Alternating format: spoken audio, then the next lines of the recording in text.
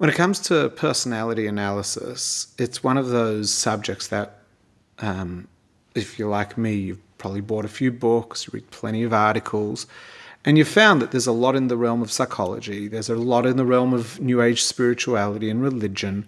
There's so much about who we are that intrigues us. What I hope to do in the course of the 8 videos, this is an introduction video which will help you understand what I'm hoping to achieve in the next 7 videos. I want you to be able to get a bit of an understanding of how Kabbalah frames human personality. It starts with this understanding that everything that exists, whether it be in a conceptual universe or a physical universe, wherever, whatever, are all actually made of the 10 spherot. These are 10 primary energies that, with an infinite number of permutations and ratios, form and manifest into everything and anything, from thoughts to feelings to ideas to physical objects to animals, plants, people, angels. Anything that we can conceive or come to understand is actually something that can be beheld with the mind, and it is a product of something. And the ingredients that make up that something are the 10 spherot. The 10 spherot are described as energies in Kabbalah, lights. And of course, I don't mean light in a literal sense as much as an expression of a source. And the spherot are not just energies, they are also shapes, if you will. They are containers that contain the light. Now that's all quite mystical, and that's well beyond what I hope to explore in this course.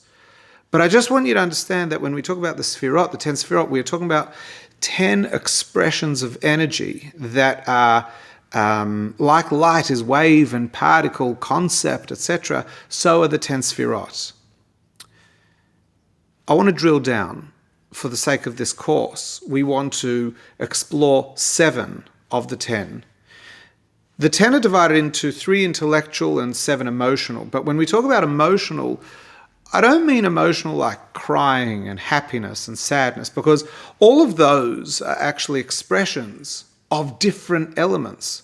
You can cry in joy, you can cry in sadness, you can cry in sadness for another person, you can cry in sadness for yourself. So crying and sadness is not necessarily an expression of a particular emotion as much as the expression of an emotion through a particular format called crying. And even the feeling of sadness is not actually a single thing. There are many forms of sadness, many forms of depression, many forms of happiness. So when we talk about emotions in the 10 spherot structure, we're talking about reactions.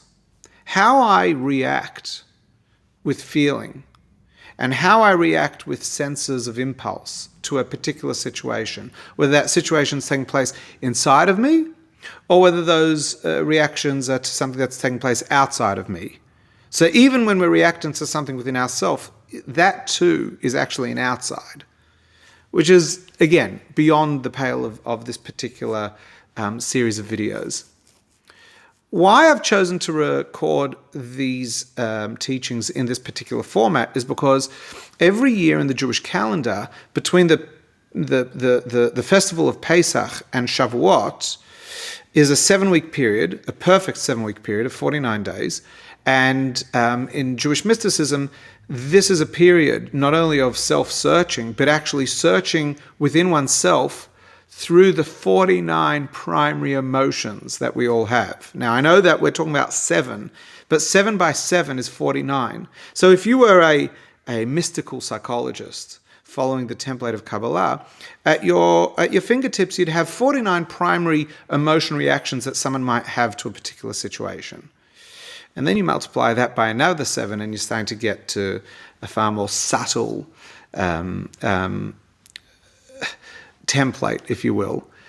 I'm not even exploring the 49. I just want to explore the big 7. And I think you'll be able to take those 7 and start exploring how they mingle with one another and how one can find each of those 7 emotional reactions within the 7 primary emotions.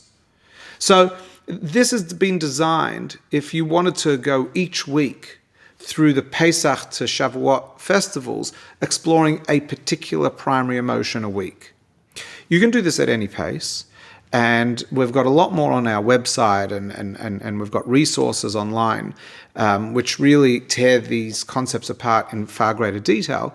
I'm recording this more for a snippet, a glimpse, for the purpose of giving you just enough information that you can go on your own and begin exploring yourself and understanding where are your strengths, where are your weaknesses, where are areas that you can improve, and where are areas that you can actually fall back on and say, right, these are my dominant emotions, and I'm going to utilize them to find meaning in life, purpose in life, and actually an easier path in life. So we're going to kick off in the next video of Chesed, which is then going to be followed by Gvura, then Tiferes, then Netzach, then Hod, Yesod, and Malchus. I'm going to explain each one, I'm going to translate these words, and I'm going to help you apply them to your personality. So I look forward to seeing you in the next video.